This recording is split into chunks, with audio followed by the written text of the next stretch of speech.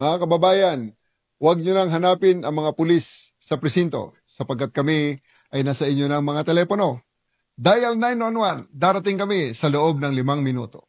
Lilingkod sa bawat Pilipino at magbibigay ng tamang impormasyon para sa tahimik at maayos na Pilipinas. Police News Network, alagad ng batas, tagapagtaguyod ng balitang pulis, sandigan ng mamamayan, patnubay ng katotohanan. Kampo Krame, maghahatid ng pinakahuling kaganapan at nagbabagang balita. Ito ang PNN Police News Network. At ngayon, ang inyong mga tagapagbalita.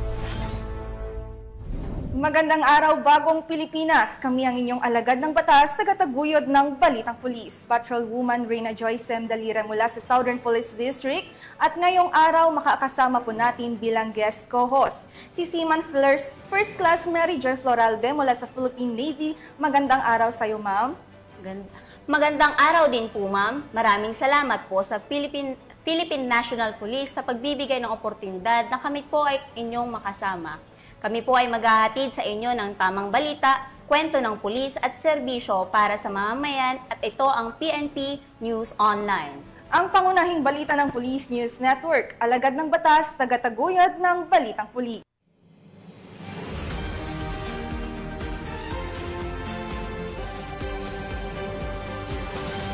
Narito ang mga balitang dapat niyong abangan.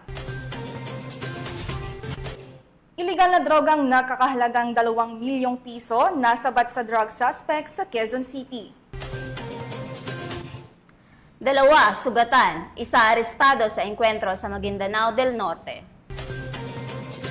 At 8 dating supporter ng rebeldeng grupo formal nang nagbalik loob sa pamahalaan ng Nueva Ecija.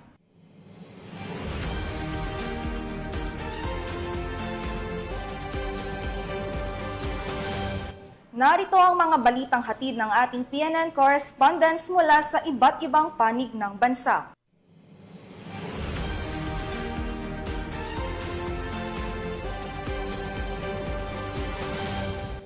Simulan natin ang balita mula sa bahagi ng Luzon.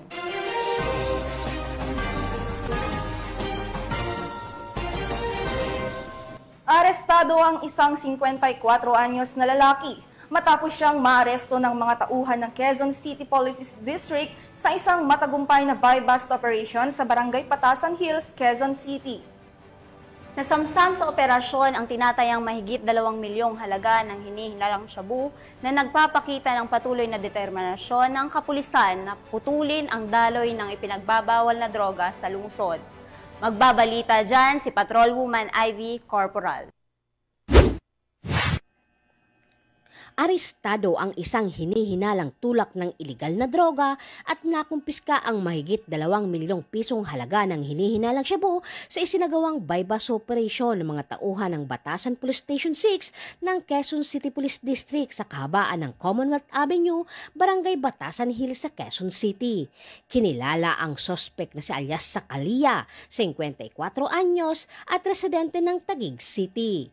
Naaresto ang sospek ng pulisya dakong 2:00 ng madaling araw at narecover mula sa kanya ang tinatayang 350 gramo ng hinihinalang shabu na nagkakahalaga ng 2,380,000 pesos. Nakumpiska rin ang iba pang bagay na ginamit ng nasabing sospek. Nahaharap ngayon ang sospek sa kasong paglabag sa Republic Act 9165 o mas kilala bilang Comprehensive Dangerous Drug Act of 2002. Patunay lamang ito sa masigasik na pagsusumikap ng pambansang pulisya na supilin ang ilegal na droga at sugpuin ang kriminalidad sa bansa upang tiyakin ang kaligtasan ng bawat mamamayan. Mula dito sa Camp Bagong Diwa, Bikutan, Taguig City, ako po ang inyong PNN correspondent, Patrolwoman Ivy Corporal, alagad ng batas, tagataguyod ng Balitang Pulis. Maraming salamat, Patrolwoman Corporal. 8 sumukong dating taga-suporta ng Communist Terrorist Group ang formal na tinanggap ng pamahalaan ng Nueva Ecija sa isang makasaysayang seremonya ng pagbabalik loob bilang patunay ng kanilang matapang na desisyon na talikuran ang karahasang kilusan kapalit ng mapayapa at makabuluhang pamumuhay. Patrolwoman Janice Bulahaw sa report. 8 dating taga-suporta ng Communist Terrorist Group ang formal na kumalas sa kilusan at nagbalik loob sa pamahalaan sa tulong ng Nueva Ecija PNP at Philippine Army sa isang seremonya na ginanap sa 3rd Forward Operation Base sa Barangay Kasungsong, Gimba, Nueva Ecija nito lamang ika-9 ng Hulyo taong kasalukuyan. Ang aktibidad ay pinangunahan ng mga tauhan ng 2nd Provincial Mobile Force Company ng Nueva Ecija Police Provincial Office sa ilalim ng superbisyon ni Police Lieutenant Colonel Warley C. Bitog, Force Commander. Katuwang ang 84th Infantry Battalion at 7th Infantry Division ng Philippine Army, 303rd Maneuver Company ng Regional Mobile Force Battalion 3 at Gimba Municipal Police Station. Ang mga sumuko ay dating miyembro ng Liga ng Manggagawang Bukid sa ilalim ng Alyansang Magbubukid sa Gitnang Luzon, isang kilalang mass organization na konektado sa makakaliwang kilusan. Sa isinagawang seremonya, inilahad ng isang organizer mula sa LMB ang kanyang personal na karanasan at dahilan ng kanilang pagtalikod sa grupo. Sinundan ito ng panunumpa ng katapatan sa pamahalaan at pirmahan ng kasunduan ng suporta sa mga programa ng gobyerno para sa kapayapaan at kaunlaran. Bilang bahagi ng Community Outreach Program ng Police Regional Office 3 na mahagi rin ng mga relief pack sa mga kalahok bilang tulong sa kanilang pagbabalik sa normal at mapayapang pamumuhay. Ayon kay Police Lieutenant Colonel Bitog, isang mahalagang hakbang ang ginawang pagbabalik loob ng 8 dating mass supporters ng AMGL bilang patunay ng lumalawak na tiwala ng mamamayan sa mga adhikain ng pamahalaan para sa kapayapaan at kaunlaran ng bansa. Patuloy ang pagtutulungan ng PNP at AFP upang hikayatin ang iba pang kasapi ng mga makakaliwang grupo na tumalikod sa marahas na ideolohiya at yakapin ang landas ng pagkakaisa, katahimikan at pag-unlad ng komunidad. Mula dito sa Gitnang Luzon, ako ang inyong PNN correspondent, Patrolwoman Gili Advicola Peña, alagad ng batas, tagataguyod ng Balitang Pulis.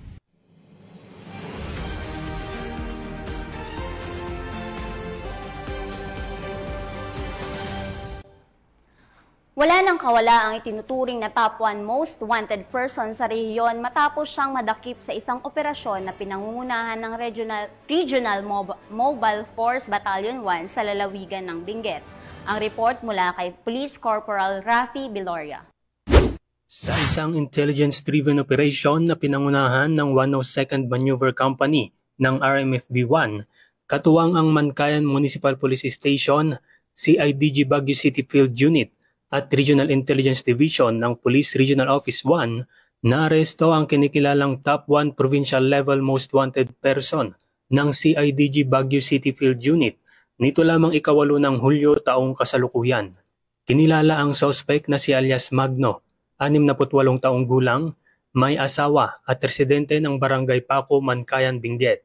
Ikinasa ng mga otoridad ang operasyon bandang 1:30 ng hapon sa nasabing barangay kung saan naninirahan ang naturang suspect, alinsunod sa warrant of arrest na nilagdaan ni Honorable Antonio M. Esteves, Acting Presiding Judge, Regional Trial Court, 1st Judicial Region, Branch 5, Baguio City, na nagresulta sa pagkakaaresto nito kaugnay sa kasong robbery with violence na may inirekomendang piyansang nagkakahalaga ng 100,000 piso.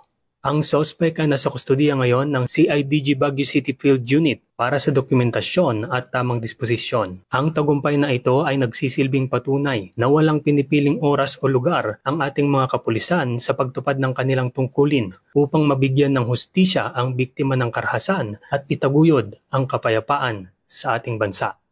Mula dito sa Ilocos Region, ito ang inyong PNN correspondent, Police Corporal Rafi Biloria, alagad ng batas, tagataguyod ng Balitang Pulis. Maraming salamat, Police Corporal Veloria.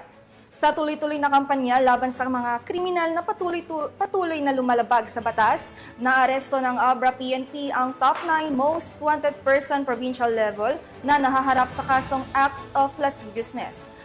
Nakatutok dyan si Patrolwoman Mel Balangbis. Arestado ang number 2 most wanted person regional level ng Police Regional Office Cordillera 2nd quarter 2025 sa Bantay, Parasiles Mountain Province ito lamang July 8, 2025. Ayon kay Police Captain Roman Tubadesa, Acting Chief of Police ng Parasiles Municipal Police Station, ang matagumpay na operasyon ay dahil sa pinagsamang pwersa sa pangunguna ng Parasiles Municipal Police Station, katuwang ang 2nd Provincial Mobile Force Company, Mountain Province Police Provincial Office, Provincial Intelligence Unit, Provincial Drug Enforcement Unit at Regional Intelligence Division ng Police Regional Office Cordillera. Ang suspek ay inaresto sa bisa ng warrant of arrest sa kasong 2 counts of qualified rape ay nilabas ni Judge Gaslito E. Dumpayan ng RTC Branch 12 Family Court, 1st Judicial Region, Puntok Mountain Province na walang nirekomendang piyansa. Pagkatapos basahan ng kanyang karapatan, ay agad namang dinala sa tanggapan ng pulisya para sa tamang dokumentasyon at disposisyon bago i-turn over sa naturang korte. Ang matagumpay na operasyong ito ay patunay lamang na seryoso ang ating kapulisan na panagutin ang mga nagkasala sa batas at naaayon sa programa ng ating pamahalaan tungo sa ligtas at bagong Pilipinas. Mula dito sa Police Regional Office Cordillera, ako ang inyong PNN Correspondent, Police Master Sergeant J4 Dionisio, alagad ng batas, tagataguyod ng Balitang Pulis.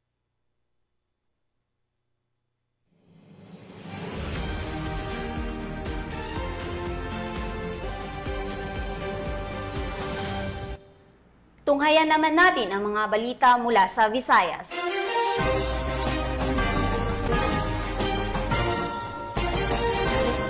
Hindi na nakapagtago pa ang isang lalaki na kabilang sa talaan ng top 10 most wanted person regional level matapos itong matindog ng mga tauhan ng Cebu Police sa ikinasang operasyon sa San Francisco, Cebu. Ang pagkakaaresto sa kanya ay bahagi ng pinaigting na kampanya ng PNP laban sa mga individual na lumalabag sa karapatang pantao, lalo na sa mga kabataan. Nakikibalita dyan si Patrolwoman Flora May Azares.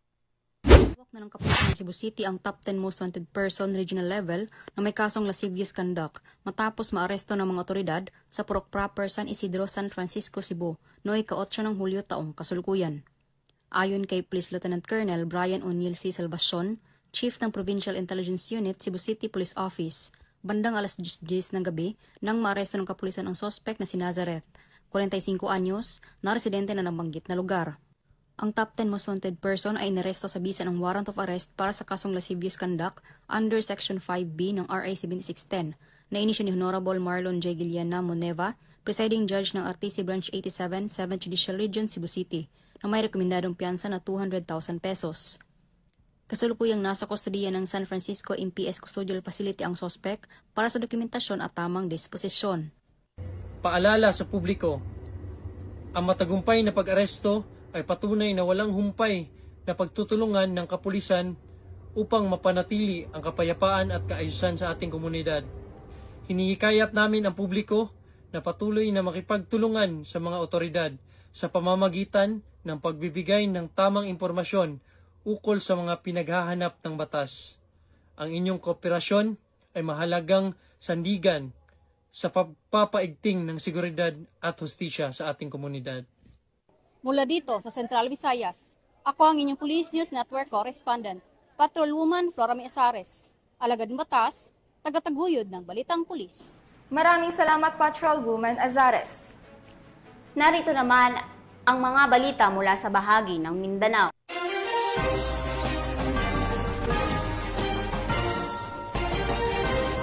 Nagulantang ang katahimikan ng Raha Buayan, Maguindanao del Sur matapos ang isang mainit na palitan ng putok sa pagitan ng mga armadong sospek at mga autoridad. Sa nasabing insidente, 2 ang sugatan habang isa ang naaresto sa agarang responde ng pinagsanib na pwersa ng kapulisan at militar. Narito ang report mula kay Patrolwoman Veronica Lagi. Ang 2 kasapi ng isang armadong grupo habang naaresto naman ang isa pa matapos ang mainit na palitan ng putok na naganap nito lamang ika-7 ng Hulyo taong kasalukuyan sa barangay Panadapan, Raha Buayan, Maguindanao del Sur. Kinilala ni Police Captain RG Yana, Chief of Police ng Raha Buayan Municipal Police Station, ang mga sangkot na sina alias Nur, Musa at alias Aris na pawang residente ng naturang lugar. Agad namang rumisponde ang mga operatiba ng pulisya at militar matapos makatanggap ng tawag hinggil sa insidente ng barilan. Pagdating sa lugar, nadatnan ng mga otoridad ang 3 suspek na armado dahilan upang magkaroon ng sagupaan. 2 sa kanila ang nasugatan habang si alias Nur ay agad na naaresto at kasalukuyang ginagamot naman sa ospital ang 2 sugatang suspek. Ayon sa investigasyon, ang pinagmulan ng insidente ay isang rido o alitan ng pamilya. Na-recovered rin mula sa mga suspek ang 3 armas na kinabibilangan ng isang unit na 7.62mm M14 rifle na may kasamang magazine at 2 bala, isang unit ng caliber 45 pistol at isang improvised homemade 12-gauge shotgun. Patuloy ang sinasawang investigasyon ng kapulisan upang alamin ang buong detalye ng insidente at matukoy ang iba pang posibleng sangkot. Mula rito sa rehiyon ng Bangsamoro, ako ang inyong Police News Network Correspondent, Patrolwoman Veronica Lagi, alagad ng batas, taga-taguyod ng Balitang Pulis. Maraming salamat, Patrolwoman Lagi. Sa isang karumal-dumal na insidente sa Tagum City, isang 19 anyos na dalagita ang nasawi matapos mabiktima ng robbery with homicide. Agad naman na kumilos ang mga tauhan ng Tagum City Police upang masimula ng masusi at malalim na investigasyon. Alamin ang detalye ng report mula kay Patrolwoman Reyna Rose Disciple. Uyang nagsagawa ng malalim investigasyon ng Tagum City Police Station sa isang robbery with homicide incident na nangyari noong madaling araw ng Hulyo 9 taong kasalukuyan sa Purok 3A, Barangay La Filipina, Tagum City. Kinumpirma ang presensya ng isang duguang namatay na biktima sa loob ng kanyang kwarto sa ikalawang palapag ng kanilang tahanan na si alias Sofia, 19 anyos na estudyante. Ayon sa ulat, napansin ng ama ang biktima sa bukas ng silid ng kanyang anak. Nang ang silipin na ito, nakita niyang magulo ang silid at ang kanyang anak ay nasa sulok, natatakpan ng kumot at walang buhay. Nagtamo ang biktima ng mapurol na sugat sa kanyang ulo at mga sugat sa iba't ibang bahagi ng kanyang katawan. Napag-alaman din na nawawala ang mga gamit ng biktima, kabilang na ang iba't ibang gadgets at alahas ng ama ng biktima. Mula dito sa Davao del Norte Police Provincial Office, ako ang inyong PNN Correspondent, Patrolwoman Reyna Rose Disciple, alagad ng batas, taga-taguyod ng Balitang Pulis. Maraming salamat, Patrolwoman Disciple.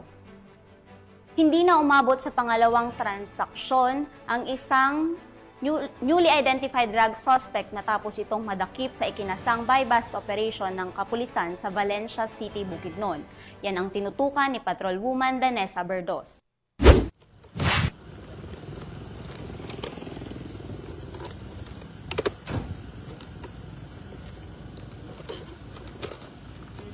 Arestado ang isang newly identified drug suspect sa isinagawang joint buy-bust operation ng City Drug Enforcement Unit at mga kapulisan ng Valencia City Police Station sa Barangay Poblasyon, Valencia City, Bukidnon nito lamang ika-9 ng Hulyo taong kasalukuyan. Kinilala ni Police Lieutenant Colonel Brian M. Panganiban, officer in charge ng Valencia CPS, ang drug suspect na si alias Nonoy. Lalaki 46 na taong gulang, isang welder, nilalang newly identified drug suspect at residente ng nasabing lugar.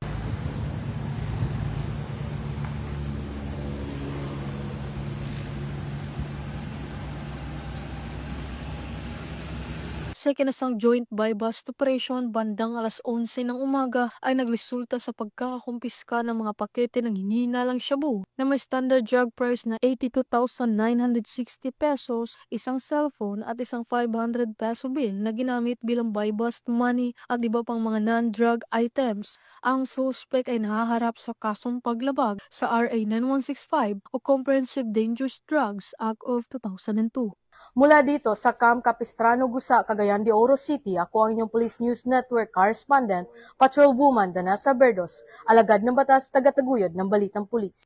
Maraming salamat, Patrolwoman Berdos. Kalaboso ang isang street-level drug personality matapos mahuli ng kapulisan ng bisa ng buy-bust operation sa South Cotabato na nagresultan sa pagkakakumpiska ng hindi lamang iligal na droga, kundi pati na rin ng isang baril. Patrolwoman Braylin Gian Cabonilas, ibalita mo.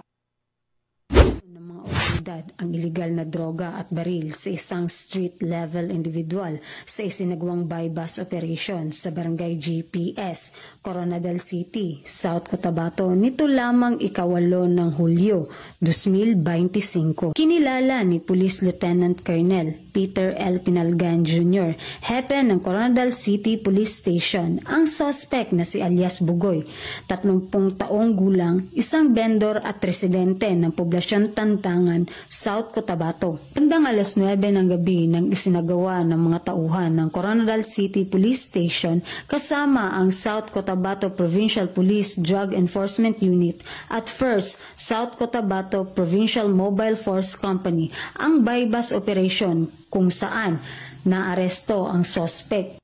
Nakuha sa kanyang pag-iingat ang 3 sachet na hinihinalang shabu na may timbang na mahigit kumulang 3 gramo at nagkakahalaga ng 20,400 at isang pistol na may kasamang isang bala. Nasa kustodiya na ng Coronadal City Police Station ang suspect at mahaharap sa kasong paglabag sa RA 9165 at RA 10591. Patuloy ang pagpapaigting ng kapulisan sa kampanya kontra iligal na droga at loose firearms. Mula dito sa Police Regional Office 12, ako po ang inyong PNN correspondent, Patrolwoman Brailyn Jean Cabunilas, alagad ng batas, tagataguyod ng Balitang Pulis.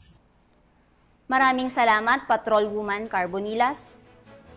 At para sa huling balita, bilang bahagi ng mas pinaigting na kampanya para sa kaligtasan sa kalsada, matugumpay na isinagawa ng PNP Highway Patrol Group ang isang road safety seminar sa Legislative Building ng Ipil Municipal Hall, Zamboanga, Sibugay. Yan ang balitang hatid ni Patrolwoman Janine Kale Sorongon. Seminar ang isinagawa ng Highway Patrol Group Zamboanga, Sibugay sa pangunguna ng kanilang team leader na si Police Major Romeo B. Orculio at iba pang tauhan ng HPG-PHPT Zamboanga, Sibugay patungkol sa road safety, traffic direction and control, rules of traffic enforcer, Republic Act 4136 or the Land Transportation Code at iba pang batas kaugnay dito. Ang nasabing seminar ay ginanap noong ika-8 ng Hulyo taong kasalukuyan sa munisipalidad ng Ipil Hall Legislative Building, Ipil, Zamboanga, Sibugay na dinaluhan ng 29 na bagong talagang tauhan ng Municipality of Ipil Traffic Safety Operation Management or MITSOM kasama ng kanilang MISCOM Chief na si Retired Police Colonel Geraldo Benjamin A. Avengoza at ito ay naglalayong mapabuti ang kaalaman at kasanayan ng Ipil Traffic Safety Operation Management sa tamang pamamahala ng trapiko sa kanilang lugar. Lubos naman ang pasasalamat ng Ipil Traffic Safety Operation Management sa Highway Patrol Group sa kaalamang ibinahagi sa kanila ng mga tauhan na tiyak na magagamit nila sa kanilang pagtatrabaho at pagbibigay serbisyo sa ating mga kababayan. Ako kayo may pasalamat sa among mga mitso na naa sila mga idea, dili mi maka-dispatch sa ila sa gawas kung without the knowledge. So nagpasalamit min sa mga personnel sa HPG. Ang layunin po ng seminar na ito ay ma-impart po namin ang knowledge sa mga bagong appointee para po magkaroon ng edukasyon sa kanilang sarili sa pag-implementar ng batas trapiko. Kami po ay napapasalamat sa pag-imbita ni Mayor bilang guest lecturer sa naturang seminar. Tunay na mahalaga ang pagkakaroon ng kaalaman sa ating mga batas trapiko at disiplina sa paggamit ng ating mga kakalsadahan. Hindi lamang ang mga mamamayan, lalong-lalo na ang mga kawani ng gobyerno na nagpapatupad nito. Ang Highway Patrol Group ay patuloy na tutulong at magbibigay serbisyo sa ating mga kababayan dahil ang HPG ay kakampi nyo at kasama nyo tungo sa maayos at ligtas na kakalsadahan na hatid ng bagong Pilipinas. At para sa iba pang balitang dala na serbisyong HPG, tumutok lamang sa aming YouTube channel at Facebook page na Police News Network. Mula sa tanggapan ng kampinyo sa kalsada at sa pamumuno ng aming buting Direktor, Police Brigadier General Eliezer P. Mata. Ako ang inyong PNN correspondent, Patrolwoman Janine Kale Sorongon para sa Police News Network. Alagad ng batas, tagataguyod ng Balitang Pulis. Maraming salamat, Patrolwoman Sorongon. At yan ang mga balitang nakalap ng ating PNN correspondents mula Luzon, Visayas at Mindanao. At bago tayo magtapos, gusto ko pong magpasalamat sa masusugid na manonood ng Police News Network. At syempre sa ating guest co-host ngayon na si Seaman First Class Mary Joy Floralde na mula po sa Philippine Navy. Baka po may gusto po kayong batiin at pasalamatan, ma'am? Nais ko pong batiin ang aming Flag Officer in Command, Vice Admiral Josema Ambrosio Espeleta, Philippine Navy, Simog PN Commander Captain Gregory Gerald V. Favic, Philippine Navy General Staff Corps, at ang aming Deputy Commander Simog PN, Colonel Nilo Hapson, Philippine Navy Marines General Staff Corps, at ang aming Acting Chief of Staff at Commandant CMO School, Commander Lady Chatterley Alvaro, Sumbeling, Philippine Navy. At sa lahat po ng estudyante ng Journalist Advanced Specialization Course Class 3-25. Maraming salamat po, ma'am. Nais ko din pong batiin ng aming District Director na si Police Brigadier General Randy Arceo at lahat ng pamunuan ng Command Group ng Southern Police District. Magandang araw po sa inyo. Sa ngalan ng pamunuan ng Philippine National Police, sa pangunguna ni Chief PNP Police General Nicolas Torre III at sa pamumuno ni President Ferdinand Bongbong Marcos Jr., kami ay maglilingkod ng bawat Pilipino at magbibigay ng tama at balanseng balita. At kami po ay muling nagpapaalala na huwag nyo nang hanapin ang mga pulis sa mga presinto sapagkat kami ay nasa inyong mga telepono, dial 911. Darating kami sa loob ng 5 minuto. Dahil sa bagong Pilipinas, ang gusto ng pulis, ligtas ka. Mula rito sa tanggapan ng tagapag-ugnay ng Pambansang Pulisya, kami ang inyong alagad ng batas, tagataguyod ng Balitang Pulis, Patrolwoman Reyna Joyce M. Dalire mula sa Southern Police District, at Seaman First Class Mary Joy S. Floralde, Philippine Navy, maghahatid ng tamang balita, kwento ng pulis at serbisyo para sa mamayan, at ito ang PNP News Online. Ang pangunahing balita ng Police News Network.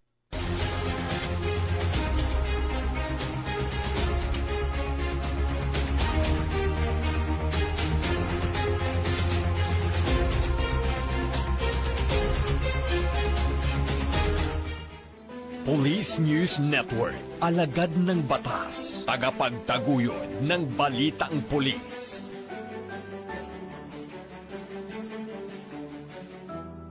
Mga kababayan, huwag nyo nang hanapin ang mga pulis sa presinto sapagkat kami ay nasa inyo ng mga telepono. Dial 911, darating kami sa loob ng 5 minuto.